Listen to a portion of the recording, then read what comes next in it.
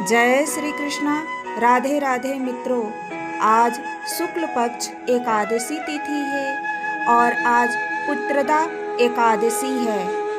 आज आप लोग अपने लड्डू गोपाल की पूजा कैसे करें, हम इस वीडियो के माध्यम से आप सभी को बताएंगे, जिससे लड्डू गोपाल की श्री हरि की कृपा आपके घर पे सदैव बनी रहेगी। आप लोग सुबह जल्दी जगें और जग करके स्नान ध्यान के उपरांत लड्डू गोपाल को स्नान कराएं और आप लोग उनको पंचामृत से स्नान कराएं। पंचामृत में आप कच्चा गाय का दूध ले, दही ले, घी ले, शहद ले और कुछ मिश्री के दाने या शक्कर के दाने उसमें डालें। उसके बाद लड्डू गोपाल को अच्छे से स्नान कराए। जल में थोड़ा गंगा जल ले, तुलसी के पत्ते डालें और कुछ पुष्प डालें और खूब अच्छे से स्नान कराएं। उन्हें लाल, पीले, गुलाबी जो भी वस्त्र है उन्हें पहनाएं और उनका अच्छे से श्रृंगार करें। उसके बाद उन्हें झूले पे बैठाएं, पुष्पों से श्रृंगार करें। फिर एक थाली में चंदन ले, पीला चंदन, लाल चंदन जो भी हो, कुछ पुष्प रखें। उसके बाद भगवान के प्रिय माखन का भोग लगाएं या दही मिश्री का भोग लगाएं और उनकी अच्छे से आप लोग पूजा करें।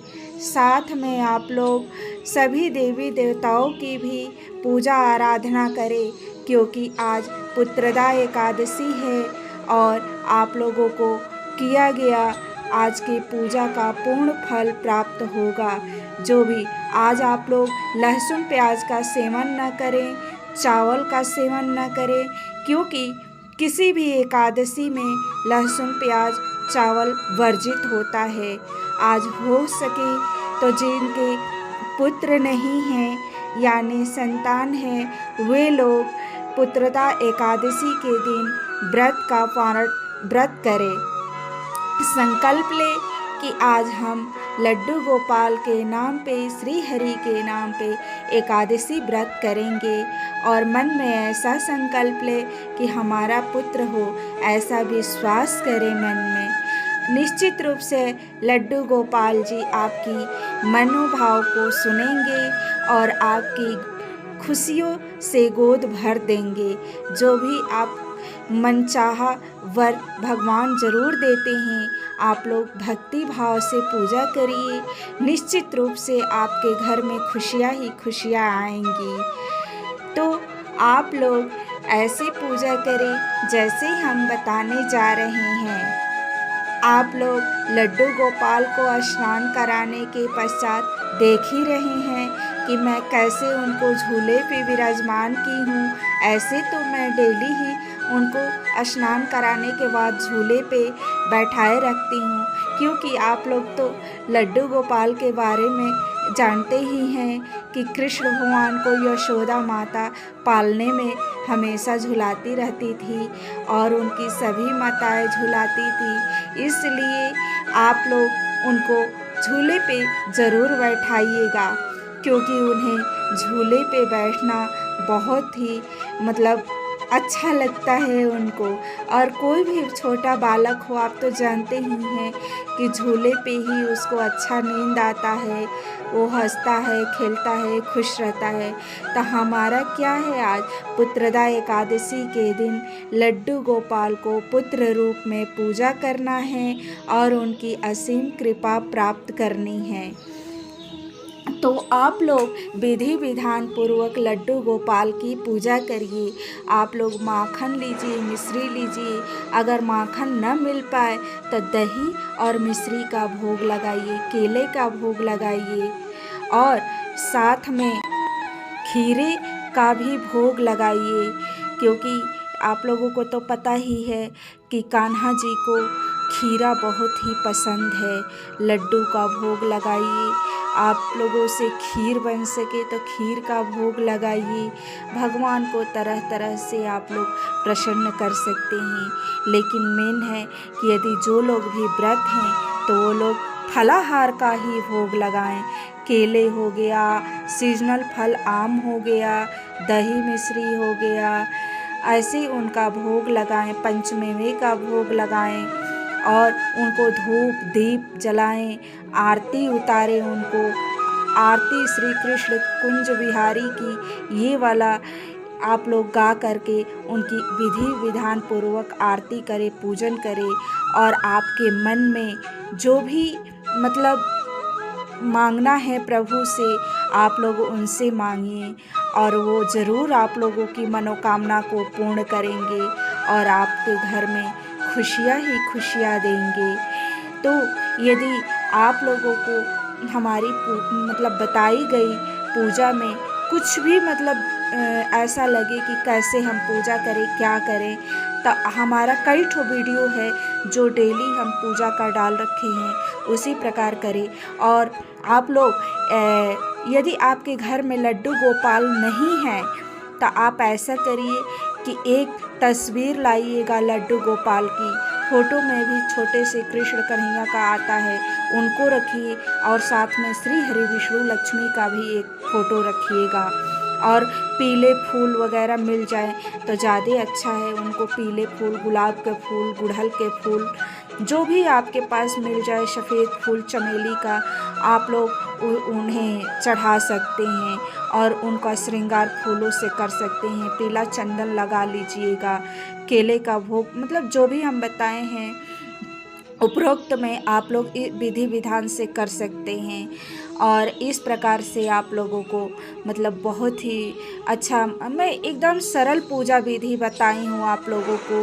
कोई झंझट नहीं है, कुछ भी नहीं। यदि आपके पास कुछ भी तैयारी नहीं है कि हम क्या करें तो आप लोग एकदम सोचिए मत, कुछ नहीं। यदि लड्डू गोपाल नहीं है तो यदि फ़ोटो है तो उनकी पूजा कर लीजिए। यदि वो भी नहीं है तो श्री हरि विष्णु लक्ष्मी का फ़ोटो है, उनकी पूजा कर लीजिए। इस प्रकार से आप लोग आसानी से आप लोग पूजा कर सकते हैं और उनकी कृपा के पात्र बन सकते हैं।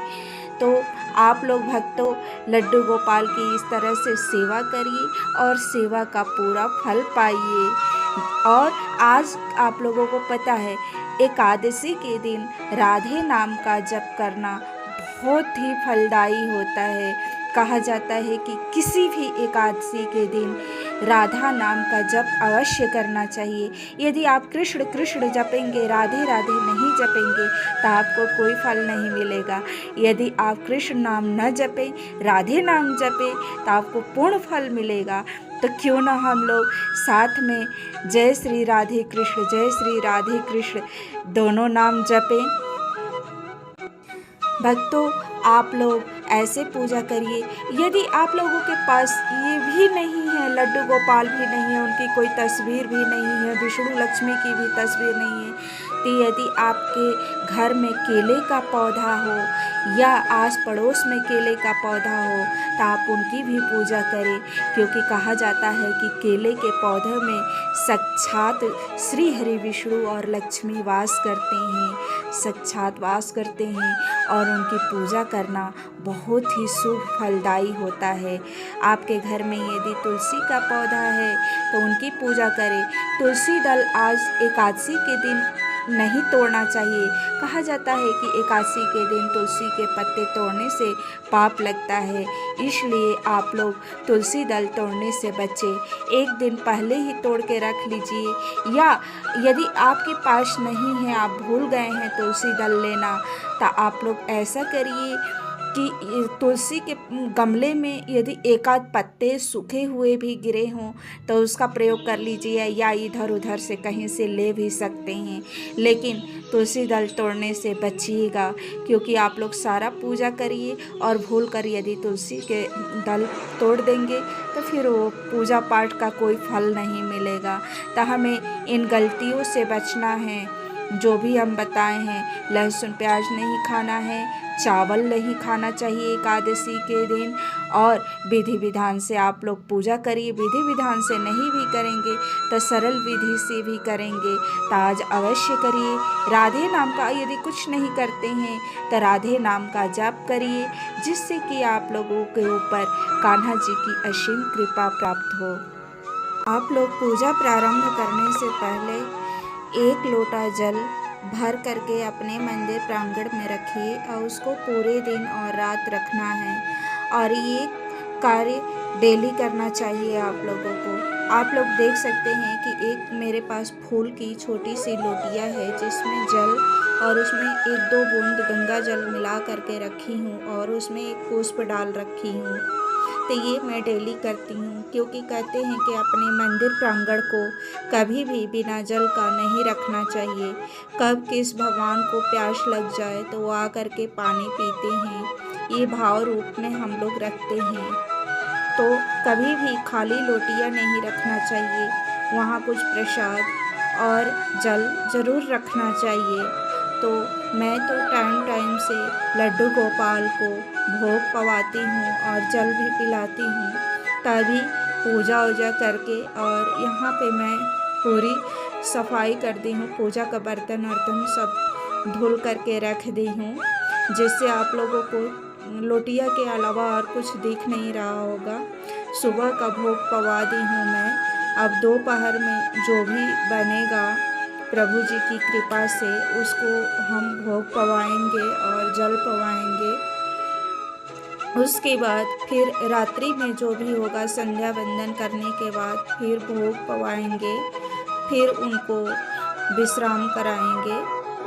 और रात्रि को शयन कराने से पहले हमें इनके जो माला है, श्रृंगार है, उसे उतार करके रख देना चाहिए। और ये जितने भी दिन में हम सुबह में पुष्प को चढ़ाते हैं, वो सारे पुष्प को आप लोग एक जगह एकत्रित कर दीजिए। जहाँ भी आप लोग डालते हैं वहाँ ले जा करके डाल दीजिएगा, जिससे प्रभु को कोई भी परेशानी ना हो। क्योंकि दिन में तो हम लोग सेवा भाव करते हैं, फिर रात्रि को प्रभु को भी विश्राम चाहिए। इसलिए आप लोग अच्छे से उनका सैया सजाइएगा, रखिएगा, जिससे उनको कोई बाधा ना आए। और कहा जाता है कि प्रेमानंद जी कहते हैं कि कभी भी उनके गले में माला नहीं होनी चाहिए, श्रृंगार नहीं होना चाहिए सोते समय।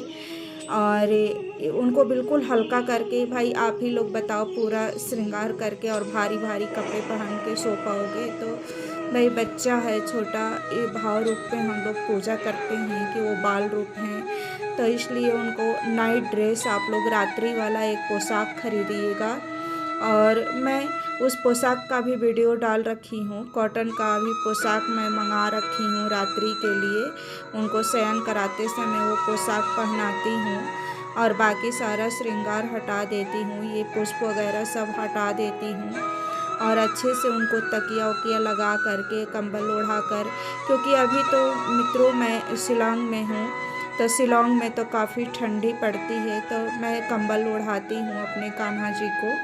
और ज़्यादा ठंडी नहीं है, फिर भी ठंड है इतना कि हम लोग कंबल ओढ़ते हैं तो खुद महसूस होता है कि इतना ठंड लग रहा है। यहाँ तक कि हम लोग थोड़ा हल्का गर्म पानी से नहाते भी हैं। तो मैं अपने कान्हा जी को हल्का गर्म पानी करके उसमें 2 बूंद गंगा जल मिलाकर, तुलसी दल मिलाकर नहलाती हूँ। और उसके बाद चंदन जो है, इत्र, चंदन का इत्र जो है, या गुलाब का इत्र, मोगरा का इत्र, ये सब इत्र आते हैं ऑनलाइन। मैं पूरा सेट मंगा रखी हूँ और मैं डेली वही, जैसे बालक को हम लोग नहला करके तेल पाउडर वगैरह लगाते हैं, तो हम लोग लड्डू गोपाल जी को इत्र लगाते हैं। और इत्र लगाने के बाद फिर उनको वस्त्र पहनाते हैं, श्रृंगार करते हैं और इस तरह से हम लोग करते हैं। देखिए है तो ये प्रभु है, पूरे जगत के पालनहार हैं।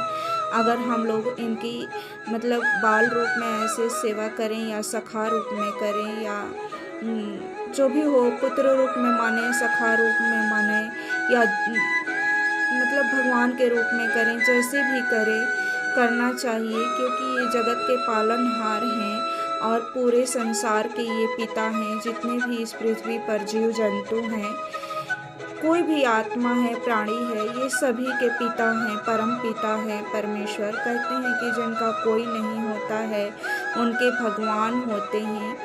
तो हम लोगों का मनुष्य का जन्म बहुत ही मुश्किलों के बाद मिला है। कितनी मतलब 84 कोटि जन्मों के बाद से ये मनुष्य का तन मिला है, शरीर मिला है, तो हम लोग व्यर्थ क्यों जाने दें और इसको प्रभु जी को कुछ समय निकाल कर और प्रभु जी की सेवा अवश्य करें और अच्छे से करें, दिल से करें, कुछ परोपकार करें ताकि प्रभु की कृपा बनी रहे आप सभी पर। इसी शब्दों के साथ मैं अपने वाणी को विराम देती हूँ। राधे राधे, जय श्री कृष्णा, राधे राधे, राधे राधे।